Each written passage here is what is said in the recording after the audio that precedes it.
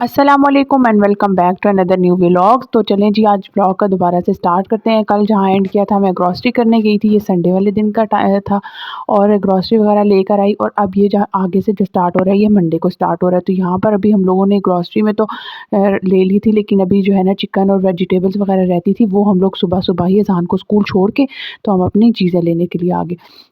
تو چلیں ویڈیو آپ لوگ ساتھ ساتھ دیکھتے رہیں, اور میری جو ڈیلی روٹین ہوئی تھی وہ میں نے ساتھ ساتھ آپ لوگوں کے ساتھ شیئر بھی کیا. اور آج آپ لوگوں کے ساتھ ایک اور اچھی سی بات شیئر کروں گی جو مجھے تو بہت پسند آئی ہے. کیا میں اب سمجھ لیں اپنا ایک ایکسپیرینس آپ کے ساتھ شیئر کرنے لگی ہوں. جیسے میں آپ کو بتاتی ہوں کہ میرے ساتھ اکثر ایسے ہوتا ہے نا, جب کبھی مجھے کوئی پریشانی یا کوئی مسئلہ ہوتا ہے نا, تو ایسے ہوتا ہے کہ مجھے نا کوئی بھی اس کے بعد اگر کوئی بات ہوئی ہوتی ہے نا, تو اس کے بعد اگر موبائل اٹھاؤ یا کوئی ٹی وی لگاؤ یا کوئی فیس بک واٹس ایپ یوٹیوب کچھ بھی یوز کرے ہو نا, تو آپ کو نا آپ کی پریشانی سے متعلق نہ کوئی بات, کوئی نہ کوئی پوائنٹ, کوئی آیت, کوئی حدیث, کچھ بھی چیز جو ہے نا وہ آپ کے آگے آنا شروع ہو جاتی ہے. مطلب کہ آپ کو ایسے لگ رہا ہوتا ہے کہ جو آپ کے ساتھ پریشانی ہوئی ہے وہ پریشانی آپ کی جو ہے نا وہ ادھر بتائی جا رہی ہوتی ہے, مطلب اس آیت میں اس میں نا. تو یہ جو ہے نا اب اس چیز کا مطلب میرے ساتھ تو یہ بہت دفعہ ایسے ہوا ہے اور موسٹلی ایسے ہوتا ہے. تو میں نے کہا چلیں آج آپ لوگوں کے ساتھ بھی شیئر کرتی ہوں اور اس کی ایک بات بھی آپ لوگوں کو بتاتی ہوں جو مجھے پتہ لگی ہے وہ اسی سے ریلیٹڈ. تو وہ یہ ہے نا کہ جیسے کہ قرآن پاک آپ کو پتہ ہے کہ ایک وحی کے طور پہ اترا تھا. وحی آپ صلی اللہ علیہ وسلم کے اوپر وحی نازل ہوتی تھی, جو قرآن کی آیات اسی طرح سے ان پہ آتی تھی. تو اسی طرح نا جب بھی ہمارے اوپر کوئی پریشانی, مصیبت یا کوئی بات آتی ہے نا, تو یہ جو ہے نا یہ کوئی اتفاق ہوتا ہے. ایسا اتفاق سے آپ کے سامنے آتی ہیں, یہ وحی کی طرح آپ کے اوپر آتی ہیں آیاتیں, آپ کے سامنے حدیثیں, یہ اللہ تعالیٰ کی ایک نعمت کی طرح عطا ہوتی ہیں. اکثر ہم جس مسئلے میں کبھی الجھے ہوتے ہیں نا, تو کوئی بھی ہم کسی قرآن کی کلاس میں ہو, فیس بک یوز کریں, واٹس ایپ یوز کریں, تو واٹس ایپ اسٹیٹس یا کسی چیز کے اوپر نا اس پریشانی سے متعلق آیات ہمارے سامنے آ رہی ہوتی ہیں. اس وقت اس کو نا آپ اپنے لیے ایک میسج سمجھا کریں, پرائیویٹ میسج سمجھا کریں جو اللہ تعالیٰ کی طرف سے آپ کو بھیجا جا رہا ہوتا ہے. اور کچھ دیر کے لیے رک کر نا ان آیات کے غور سے تسلی سے پڑھا کریں, دیکھا کریں کہ مجھے اللہ تعالیٰ کیا کہنا چاہ رہا ہے. کیا پتہ آپ کے اس مسئلے کا جواب اللہ تعالیٰ اس میں آپ کو دینا چاہ رہا ہو, کیونکہ جو آیات کا کوئی وقت مقرر نہیں تھا. کبھی کس ٹائم آپ وسلم کو اوپر کس ٹائم پہ وہی نازل ہوتی, یا جو بھی جس طرح بھی آپ لوگ ماشاء اللہ سب سمجھدار ہیں, پڑھے لکھے, آپ لوگوں کو ان چیزوں کا اندازہ ہے. تو کوئی وقت نہیں ہوتا, مقام نہیں ہوتا, اس کی کوئی جگہ نہیں تھی.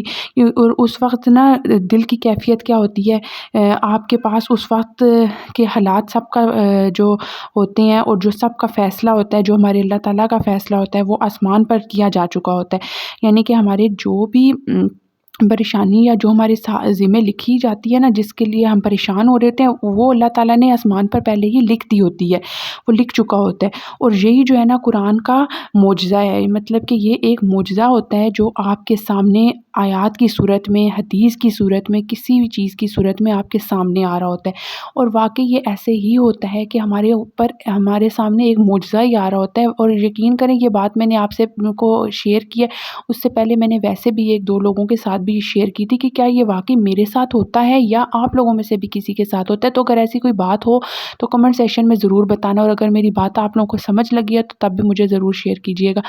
اور اس طرح کی اچھی بات, کوئی نہ کوئی نیا پوائنٹ, کوئی نئی حدیث, کوئی چیز میں آپ لوگوں کے ساتھ ضرور شیئر کروں گی, جن مسئلوں سے یا جن کی وجہ سے مجھے ہوتا ہے کہ یار یہ میرے ساتھ تھے اور میں نے ان کا حل دیکھا, یا کوئی بات ہوتی ہے تو وہ میں آپ لوگوں کے ساتھ ضرور انشاءاللہ شیئر کیا کروں گی. اسی طرح نا میرے پاس یہی بات تھی کہ میں نے اکثر میرے ساتھ ایسے ہوتا تھا, اگر آپ کی کوئی بات ہوئی ہے اور تھوڑی دیر بعد ظاہر ہے آپ جب اپنا اس بات کو بلانے کے لیے موبائل اٹھا لیتے ہو, کچھ نہ کسی چیز میں شروع ہو جاتے ہو, ٹی وی لگا لیتے ہو, کچھ بھی, تو وہ اسکرول کرتے کرتے موبائل آپ کے سامنے کوئی نہ کوئی اس سے ریلیٹڈ, تو وہاں پر یہ اس کے بارے میں مطلب مجھے یہ ایک بات پتہ چلی کہ آپ لوگ جو ہے نا اس جو بھی آیت جو حدیث ہے اس کو ایک دو دفعہ غور سے پڑھو کہ اللہ تعالیٰ اس میں ہمیں کیا بتانا چاہ رہا ہے. شاید اس میں ہمارے کسی مسئلے کا حل اس میں بتا رہا ہے, یا ہم پہ, اور اللہ تعالیٰ کوئی بھی مصیبت پریشانی آئے تو اس پہ صبر کیا کریں, یہ کیونکہ یہ اللہ تعالیٰ کی طرف سے ہوتی ہے. اور اللہ تعالیٰ نے ہمارے نصیب میں جو ہمارا فیصلہ لکھنا ہوتا ہے وہ آسمانوں پہ پہلے ہی لکھ چکا ہوتا ہے, اور ہمیں جو مصیبت یا جو پریشانی آئی ہے